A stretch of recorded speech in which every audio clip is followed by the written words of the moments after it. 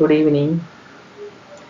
നമ്മൾ ഇനിയിപ്പോൾ UPSC ആയെങ്കിലും SSC ആണെങ്കിലും ബാങ്കിങ് ആണെങ്കിലും അങ്ങനെയുള്ള അതായത് മാത്സ് ആയിട്ട് റിലേറ്റ് ചെയ്ത് വരുന്ന എക്സാംസിൽ റിപ്പീറ്റഡ് ആയിട്ട് വരുന്ന മാത്സിൻ്റെ കുറേ സെക്ഷൻസ് ഉണ്ട്, ക്വാണ്ടിറ്റേറ്റീവ് ആയിട്ടും റീസണിങ് ആയിട്ടും അങ്ങനെയൊക്കെ. അതിൽ ക്വാണ്ടിറ്റേറ്റീവ് ആൻഡ് റീസണിങ് പതിയെ സ്റ്റാർട്ട് ചെയ്യുകയാണ്. അതിൽ നമ്പർ സിസ്റ്റത്തിലെ ഫസ്റ്റ് ചാപ്റ്റർ പോലെ വരുന്ന റിപ്പീറ്റഡ് ആയിട്ട് നമുക്ക് കണ്ടുപിടിക്കാൻ വേണ്ടി സെക്കൻഡിൽ ചെയ്യേണ്ടി വരുന്ന ഒരു സെക്ഷനാണ് ഈ ടെസ്റ്റ് ഫോർ ഡിവിസിബിലിറ്റി എന്ന് പറഞ്ഞാൽ. അതായത് ഒരു നമ്പർ കണ്ടു കഴിഞ്ഞാൽ ആ നമ്പർ നമുക്ക് എന്താണ് 1, 2, 3, 4, 5 അങ്ങനെയുള്ള ഓരോ നമ്പറും ഡിവിസിബിൾ ആണോ അല്ലയോ നമുക്ക് ചെക്ക് ചെയ്യാൻ പറ്റണം.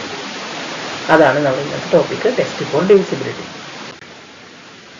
ഫസ്റ്റ് നമുക്ക് 2 കൊണ്ട് ഡിവിസിബിൾ ചെയ്യാൻ പറ്റുമോ ഇല്ലയോ എന്ന് പഠിക്കാം.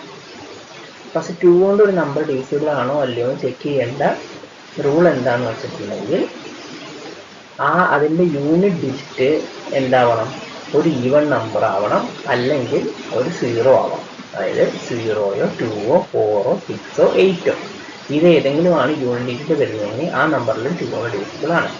അതാണ് എക്സാമ്പിളായിട്ട് അവിടെ കൊടുത്തിരിക്കുന്നത്. 2, 4, 4, 6 എടുത്തു കഴിഞ്ഞാൽ അതിൽ 6 ആണ് എൻഡ് ചെയ്യുന്നത്, ഒരു ഈവൺ നമ്പറാണ്, അതുകൊണ്ട് അത് 2 കൊണ്ട് ഡിവൈഡ് ആണ്. അടുത്ത് 8421 കേസിൽ എന്താണ്, അത് 1ലാണ് എൻഡ് ചെയ്യുന്നത്, അപ്പോൾ അതുകൊണ്ട് അത് 2 കൊണ്ട് ഡിവിസിബിൾ അല്ല. പിന്നെ 9440 എന്നുള്ള നമ്പർ അത് 0ൽ എൻഡ് ചെയ്യുന്നതുകൊണ്ട് തന്നെ അത് 2 കൊണ്ട് ഡിവിസിബിൾ ആണ്. ഇനി അടുത്ത് നമുക്ക് 3യുടെ നോക്കാം. 3യുടെ ഒരു പർട്ടിക്കുലർ വലിയൊരു നമ്പർ തന്നിട്ടുണ്ടെങ്കിൽ അത് 3 കൊണ്ട് ഡിവിസിബിൾ ആണോ അല്ലയോ എന്ന് ചെക്ക് ചെയ്യാൻ വേണ്ടി നമ്മൾ ചെയ്യേണ്ട കാര്യം എന്താണെന്ന് വെച്ചിട്ടുണ്ടെങ്കിൽ ആ നമ്പറിലുള്ള ഓരോ ഡിജിറ്റും, ഇപ്പോൾ 2, 4, 4, 6 ആണ് എക്സാമ്പിൾ എടുക്കുക, അതിനകത്ത് ഓരോ ഡിജിറ്റും തമ്മിൽ ആഡ് ചെയ്യാം. ആഡ് ചെയ്ത് കിട്ടുന്ന ടോട്ടൽ സമ്മ് എന്താണ്, അത് 3 കൊണ്ട് ഡിവിസിബിൾ ആണോ അല്ലയോ നോക്കുക. ഇപ്പോൾ 2, 4, 4, 6ന്റെ കേസിൽ 2 + 4 + 4 + 6 അത് കൂട്ടി എത്രയാണ്, 16 കിട്ടും. 16 എന്ന് പറയുന്ന നമ്പർ എന്താണ്, 3ന്റെ ടേബിളിൽ ഉള്ളതല്ല, അത് 3 കൊണ്ട് ഡിവിസിബിൾ അല്ല. അതുകൊണ്ട് എന്താണ് 2, 4, 4, 6ഉം നമുക്ക് 3 കൊണ്ട് ഡിവൈഡ് ചെയ്യാൻ പറ്റില്ല. ഇനി അടുത്ത എക്സാമ്പിൾ എടുത്ത് നോക്കിയേ, 8421. 8421 ഇതേപോലെ നമ്മൾ ഇൻഡിവിജ്വലി ഓരോ ഡിജിറ്റ് ആഡ് ചെയ്ത് എന്ത് കിട്ടും, 8 + 4 + 2 + 1, 8 + 2 10, 10 + 4 14, 14 + 1 15, 15 കിട്ടും. ഈ 15 എന്താണ്, 3 കൊണ്ട് ഡിവിസിബിൾ ആണ്.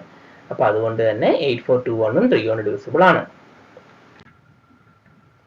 ഇനി അടുത്തത് 4ന്റെ നോക്കാം നമുക്ക്. 4ന്റെ ഒരു നമ്പർ തന്നിട്ടുണ്ടെങ്കിൽ അത് 4 കൊണ്ട് ഡിവിസിബിൾ ആണോ അല്ലയോ ചെക്ക് ചെയ്യാൻ വേണ്ടി ചെയ്യേണ്ട കാര്യം എന്താണെന്ന് വെച്ചിട്ടുണ്ടെങ്കിൽ ആ നമ്പറിന്റെ ലാസ്റ്റത്തെ, എത്ര വലിയ നമ്പർ ആണെങ്കിലും ആ നമ്പറിന്റെ ലാസ്റ്റത്തെ 2 ഡിജിറ്റ് ഏതാണോ അത് 4 കൊണ്ട് ഡിവിസിബിൾ ആണോ അല്ലയോ നോക്കാം. ഇപ്പോൾ 2448 എന്ന് പറഞ്ഞ നമ്പറിൽ 48 ആണ് ലാസ്റ്റ് വരുന്നത്. ഈ 48 എന്താണ്, 4 കൊണ്ട് ഡിവിസിബിൾ ആണ്. 4 × 12 ആണല്ലോ 48. അപ്പോൾ ആ 48 4 കൊണ്ട് ഡിവിസിബിൾ ആയതുകൊണ്ട് തന്നെ 2448ഉം എന്തായിരിക്കും, 4 കൊണ്ട് ഡിവിസിബിൾ ആയിരിക്കും. ഇനി അത് ഇത്ര വലിയ നമ്പറായി, ഇപ്പോൾ ഈ ഒരു 2 കൂടി അപ്പുറം 22,000 അങ്ങനെയൊക്കെ വന്നാലും ഈ 48 ആണ് എൻഡ് ചെയ്യുന്നത് വെച്ചിട്ടുണ്ടെങ്കിൽ അത് എന്തായിരിക്കും, 4 കൊണ്ട് ഡിവിസിബിൾ ആയിരിക്കും. ഈ അടുത്ത നമ്പറിന്റെ കേസ് 8421 എടുത്തോളൂ. 8421 എടുത്തു കഴിഞ്ഞാൽ അത് 21 എൻഡ് ചെയ്യുന്നത്. 21 4 കൊണ്ട് ഡിവിസിബിൾ അല്ല, അതുകൊണ്ട് തന്നെ 8421 4 കൊണ്ട് ഡിവിസിബിൾ അല്ല.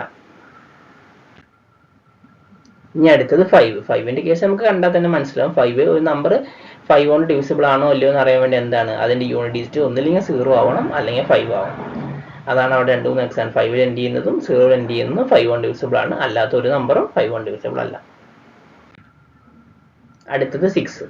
അടുത്ത ഒരു നമ്പർ 6 കൊണ്ട് ഡിവിസിബിൾ ആണോ എന്ന് ചെക്ക് ചെയ്യാൻ വേണ്ടി നമ്മൾ എന്ത് ചെയ്യണം, അത് 2 കൊണ്ടും 3 കൊണ്ടും 2 കൊണ്ടും ഡിവിസിബിൾ ആണെങ്കിൽ മാത്രമേ അത് 6 കൊണ്ട് ഡിവിസിബിൾ ആവൂ. ഏതെങ്കിലും ഒരെണ്ണം ഡിവിസിബിൾ ആയിട്ട് കാര്യമില്ല, 2 കൊണ്ടും ഡിവിസിബിൾ ആവണം. ഇപ്പോൾ നമുക്ക് ഒരു എക്സാമ്പിൾ എടുത്ത് നോക്കി, 14436, അതായത് 14,436. അതിൻ്റെ നമ്മൾ നേരത്തെ 2 കൊണ്ട് എങ്ങനെ ഡിവിസിബിൾ ആണെന്ന് പഠിച്ചു. അത് 0ലോ ഈവൺ നമ്പറിലോ എൻഡ് ചെയ്യുന്നതാണ് 2 കൊണ്ട് ഡിവിസിബിൾ ആണ്. ഇവിടെ ഈവൺ നമ്പറാണ്, 6 ആണ്. അപ്പോൾ അതുകൊണ്ട് എന്താണ്, അത് 2 കൊണ്ട് ഡിവിസിബിൾ ആണ്. ഇനി ഇതിൻ്റെ നമ്മൾ ഓരോ ഡിജിറ്റ് നമ്മൾ ആഡ് ചെയ്യുന്നു. 1 + 4 + 4 + 3 + 6, അപ്പോൾ എത്ര കിട്ടി, 18 കിട്ടി. ഈ 18 എന്ന് പറഞ്ഞ നമ്പർ എന്താണ്, 3 കൊണ്ട് ഡിവിസിബിൾ ആണ്. അപ്പോൾ അതുകൊണ്ട് അതെന്തായി, 3 കൊണ്ടും ഡിവിസിബിൾ ആണെന്ന് മനസ്സിലായി. അപ്പോൾ ഈ 14,436 എന്ന് പറഞ്ഞ നമ്പർ എന്താണ്, 2 കൊണ്ടും ഡിവിസിബിൾ ആണ്, അതേപോലെ 3 കൊണ്ടും ഡിവിസിബിൾ ആണ്. അപ്പോൾ നമുക്ക് എന്താ മനസ്സിലായി, ആ നമ്പർ 6 കൊണ്ടും ഡിവിസിബിൾ ആയിരിക്കും. ഈ സെയിം സംഭവം തന്നെ ഇപ്പോൾ 2 കൊണ്ട് മാത്രമേ ഡിവിസിബിൾ ആയ ഒരു നമ്പർ ഉണ്ടെങ്കിലോ അല്ലെങ്കിൽ 3 കൊണ്ട് മാത്രമേ ഡിവിസിബിൾ ഒരു നമ്പർ ഉണ്ടെങ്കിലോ 6 കൊണ്ട് ഡിവിസിബിൾ ആവണമെന്നൊരു നിർബന്ധമില്ല. അങ്ങനെ ആവില്ല. 2 നമ്പറും ഡിവിസിബിൾ ആയാൽ മാത്രമേ 6 കൊണ്ട് ഡിവിസിബിൾ ആവൂ. അടുത്ത് 8. ഒരു നമ്പർ 8 കൊണ്ട് ഡിവിസിബിൾ ആണോ അല്ലയോ എന്ന് ചെക്ക് ചെയ്യാൻ വേണ്ടിയിട്ട് ഉള്ള റൂൾ എന്താണെന്ന് വെച്ചാൽ അതിൻ്റെ ലാസ്റ്റത്തെ 3 ഡിജിറ്റ്, ഇത് എത്ര ഡിജിറ്റുള്ള നമ്പർ ആണെങ്കിലും അതിൻ്റെ ലാസ്റ്റത്തെ 3 ഡിജിറ്റ് 8 കൊണ്ട് ഡിവൈഡ് ചെയ്യാൻ പറ്റുന്നുണ്ടെങ്കിൽ ആ ഫുൾ നമ്പറും 8 കൊണ്ട് ഡിവൈഡ് ചെയ്യാൻ പറ്റും. ഇപ്പോൾ ഇവിടെ 39,240 എടുത്തു കഴിഞ്ഞാൽ ആ 240 എന്താണ് 8 കൊണ്ട് ഡിവിസിബിൾ ആണ്. അപ്പോൾ അതുകൊണ്ട് തന്നെ 39,240 8 കൊണ്ട് ഡിവിസിബിൾ ആയിരിക്കും.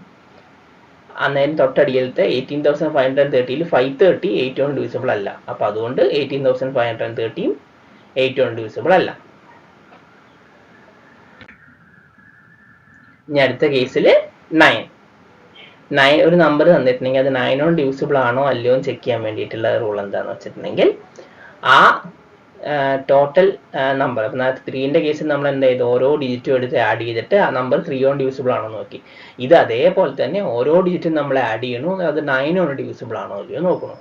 9 കൊണ്ട് ഡിവിസിബിൾ ആവാൻ പറ്റുന്ന നമ്പറാണ് സമ്മ് കിട്ടണമെന്ന് വെച്ചാൽ ടോട്ടൽ നമ്മുടെ തന്നിരിക്കുന്ന നമ്പറും ഡിവിസിബിൾ ആണെന്ന് അർത്ഥം. ഇപ്പോൾ 2446 2 + 4 + 4 + 6 എടുത്തു, 16 ആണ് കിട്ടിയത്.